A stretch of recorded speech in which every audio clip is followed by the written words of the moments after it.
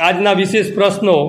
પ્રશ્ન number 1, bread અને ઇડલીની કણક ફૂલવાનું કારણ શું છે? બ્રેડ અને જે ઇડલી છે એની જે કણકો છે એ કયા કારણે ફૂલે છે? ચલો વિક્રમકુમાર બતાવો. ઇષ્ટકોષોની વૃદ્ધિ. ઇષ્ટકોષોની વૃદ્ધિ થાય એટલે એ ફૂલે છે. બીજા નંબરનો પ્રશ્ન છે, ઇન્ફ્લુએન્ઝા શાનાથી થતો રોગ છે? ઇન્ફ્લુએન્ઝા નામનો જે રોગ છે એ શેનાથી થાય છે? ચલો ભારતીબેન બતાવો. વાયરસથી થાય છે. સરસ. ત્રીજા નંબરનો પ્રશ્ન છે, પ્રજીવથી થતા રોગો કયા કયા છે? પ્રજીવથી થતા રોગો સિદ્ધરાજ બતાવો તમે.